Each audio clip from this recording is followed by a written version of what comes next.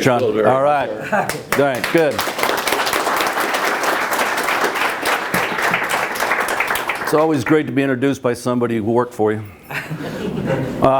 Thank you for inviting me here. I appreciate it. I'm going to talk for 15, 20 minutes, then take a few questions, and then quit boring you guys. We'll talk to you about leadership. I'm going to talk to you about some personal experiences. I had a wonderful 3 years as the senior mission commander at Redstone Arsenal when John was the garrison commander. And we did some great things out there, and the garrison continues to thrive. Is there an attorney in here? Do you have a? My son is an attorney. Michael is a deputy U.S. attorney here in northern Alabama, works for J-Town. A friend of John's, as a matter of fact. Anybody served in the military? Raise your hand. Thank you for your service. Anybody serve in the Pentagon? Raise your hand. Vile, evil place. I was a colonel on the Joint Staff in 1999. It was a hot August afternoon, Friday, going home time. 95 and 95. You know those days, right? Humidity is as high as the temperature. Then I'm strapped hanging on the blue line heading out to Franconia. And we get on the metro, and we get to Pentagon City or Crystal City, I forget which one. And this great big old guy barges onto the car, knocking people left and right. And in a very loud and obnoxious voice says, "All lawyers are jerks." The little guy behind me says, "I take offense to that remark, and I demand an apology." The guy looked at him and said, "Why, are you a lawyer?" He says, "No, I'm a jerk."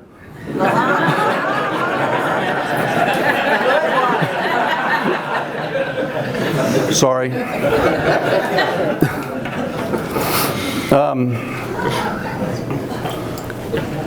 You've had leadership talks, and if you go into a bookstore, there's 72,000 books on leadership. And they all say somewhat the same things. Be yourself, right? Everyone says be yourself. Raise your hand if you're a leader in here. Everybody raise your hand. Everybody. Everybody's a leader, whether it's here in the office, here on in the headquarters, out on the streets, or in your home, you're a leader. Because everything you do influences somebody. So these books, they'll tell you got to be yourself, and I agree with that. You got to be yourself. You cannot have a personality of Mother Teresa and act like George Patton, or vice versa. You can, but you will not be successful. You must be true to who you are. God created all of us independently. We're all a little bit different. So you got to be yourself. But to be a good leader, you got to know yourself. So I think John's been through this drill that I'm going to describe to you. And it came to me about 18 years into my career. My wife and I were sent to Fort Leavenworth, Kansas, to go to a pre-command course. I've been selected to command an aviation maintenance battalion at Fort Campbell, Kentucky, in the 101st. And we were in this course, and we had a homework assignment. The one-star general who was running the course said, "All right, I want you all to go home, and I want you to write down your command philosophy, leadership philosophy." So my wife and I went back to our apartment, hotel room, and sat down, and I stared at that blank piece of paper until I couldn't stand it anymore. What is my command philosophy, Becky? I said, "Honey, help me out. It's hard. You do it tonight. You go home. What is your leadership philosophy?" And let me give you a couple of examples of what we ended up with. Ended up with 2 pages, page and a half. Started off with, who am I? What are my priorities in life? My priorities in life are God, my family, my career, followed very closely by golf. Okay, so a little chuckle there at the end, but you got to have something other than career, right? First two priorities are not negotiable. I'm a lousy Christian, but I'm a Christian. I'm about a C+ father, about a B- husband, and yet I'm more proud of being those than anything else in my life. So, then my career is a priority. I told my soldiers that don't think because it's number 3 that I don't take it important. Everything I did as their commander and subsequent to that for the rest of my career was to further the Army's goals and missions and to take care of soldiers and families. And then this golf thing. I used to play golf with John, but he beat me all the time. So I put him at the position of attention and says, now try to beat me. He still beat me. Who are you? Check out your priorities. Then, after that, what are your operational priorities within your job or your family? I wrote down safety. I wanted to keep my soldiers safe. Number 2 was training. I wanted them to be the best trained soldiers possible. 3. About 7 or 8 things I wanted to do. I wanted to be fiscally responsible, on and on. But I laid those out for my soldiers to know where I stood when I had my uniform on in the office or in the field with them. And then I said, here's what I don't like. I don't like wimps. Any wimps in here? Oh, John's slinking backwards there. I don't like people who lie. Wow. You know, I'm going to talk to you about integrity here in a minute. But it's hard to get back trust when somebody's lied to you, right? It's hard.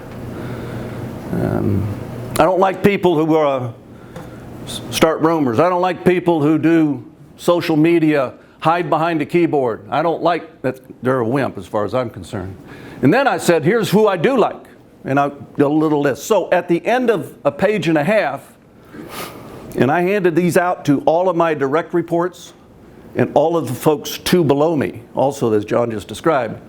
So then, I did this. All right, I took command of that battalion, gave out my stuff. Now let's go to work. No, you hand it out, and now you got to live it. If I put God first and I don't act godly, the soldiers won't trust me. If I don't take family important, the soldiers won't trust me. If I become a wimp, they're not going to trust me. Trust is all important in our world, as it is in your world. In any leadership position, trust is important. So, the soldiers in the barracks, those of you that raised your hands that were in the service, came in as enlisted, served some time in a barracks, more than likely. Well, let me tell you something about the barracks, for those of you that haven't lived that life. The CIA, the DIA, and the FBI combined don't have the intelligence capability of the barracks. The barracks knew exactly what I was doing, when I was doing it, and how I was doing it, whether I was doing it or not. Point being, you had to lead your life like you said you are. They will find out if you don't. How many people have worked for people that you ended up knowing were two-faced, that did not believe? Now? Is that who you're working for now? I had a hard time. I worked for a couple bosses throughout my career too that I didn't trust because they were out for themselves. So now you got to live your life the way you described it. It's interesting concept too, to do that sitting down there with your spouse, your significant other, or yourself. Just to try to figure out who it is that you are. It's a great academic and intellectual exercise. Regardless of who you are, we'll give you 7 things to think about. 7.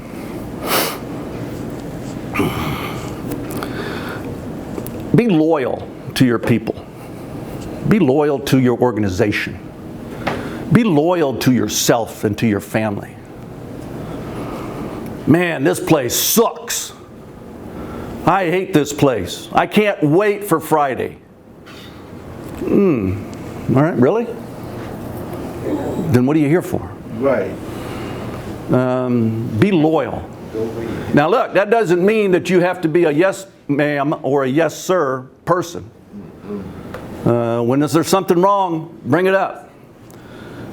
But at the end of the day, this is your unit. Make it the best you can. Be loyal to it. Do your duty. What is your duty? I don't know what your duty. I don't know what your job descriptions is. My duty was to train soldiers to prepare for war and to make sure that the equipment was maintained and to do my job. My duty was what I was paid for. Do your duty. What is your duty? Do you know what your job description is? And do you go left and right of the limits of your job description? And if you do, why don't you get paid for it? And if you don't, go see your supervisor. Hey, I got a better idea. And this is what I can do for you. Do your duty. Become selfless. Everybody's got an ego in here, some larger than others. If you've got an ego that is too big for your job, you're in trouble. Become selfless. Now look, selfless means to almost be a servant. I'm going to talk to you about servant leadership now for a second. I went to, anybody a Kentucky basketball fan? No? All right, I'm leaving. My son grew up in Fort Campbell, Kentucky and became a huge Wildcat fan. I'm not, but he is. And so we went to the John Calipari fantasy basketball camp. John Calipari had just the night before, this is a couple years ago, been enshrined in the Basketball Hall of Fame. He gave a speech then and then gave us the same speech the next night. John Calipari had 10 McDonald's All-Americans on his team in 1 year. Had 5 McDonald's All-Americans on the bench. He's had more first-round draft choices in the NBA in the last 10 years than anybody. John Calipari said his job is to make that All-American, that wonderful all-state basketball player, a servant leader. And here's what he says to him. Look, I got 1 basketball, I got 5 McDonald's All-Americans, I got 5 more on the bench. Got 1 basketball. Y'all can eat it together and win, or you can eat separately and be mediocre. Serve each other and you become better, right? Think about that for a second. Before I realized that, about the 15-year mark of my career, it was all about me. I'm a captain, I'm a major, look at me.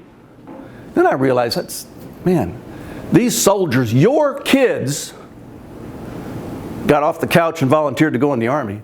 I've got to make them better. I've got to serve them and their families. It doesn't mean I have to be easy on them.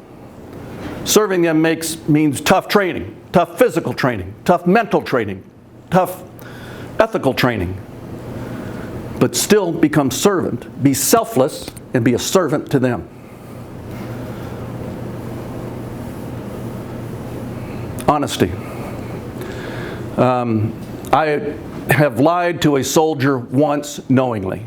I did that in Ad Damam as we were offloading the ships right before Desert Storm, Desert Shield. At the end of the pier, there were 150 pallets of 155 artillery shells. And we were living down there on the port in hangars, offloading the equipment from the 101st. Soldier came up to me and said, "Sir, one RPG, rocket-propelled grenade, into that pile of ammo down there would blow us all to kingdom come, wouldn't it?"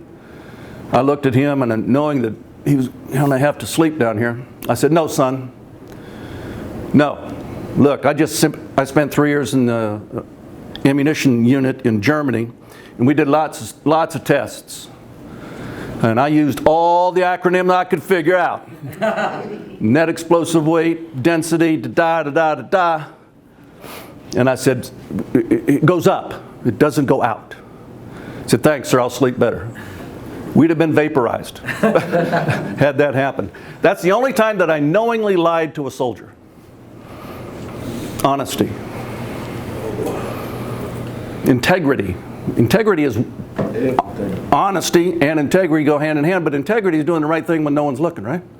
Integrity is not cheating on your taxes. Integrity is writing down exactly what you did when you had to. Integrity is not breaking the law. Have I ever sped in a car? Not that I know of. Oops. Don't check with my wife. Integrity is everything. When you lose your integrity, what else do you have to lose? I mean, that's who you are. Yes, sir.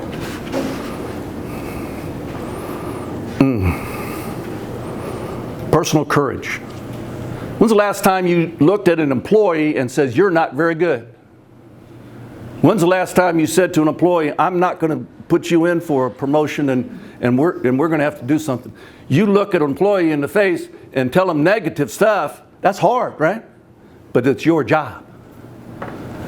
Personal courage is the ability to go above and beyond your ego and your comfort zone to do it right. Personal courage. Think about that for a second. Personal courage is telling your kids, "Nope, not going to happen."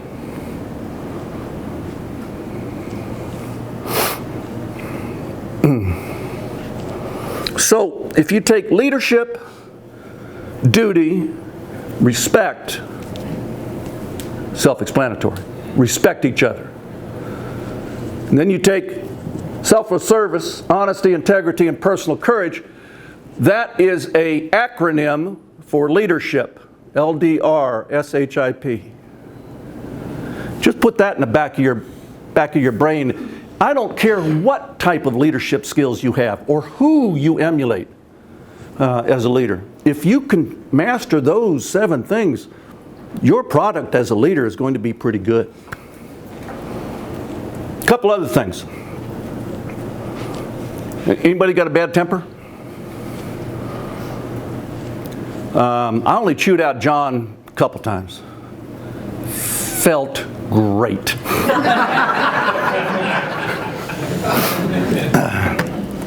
I lost my temper. I lose my temper way too often. Control your temper as a leader.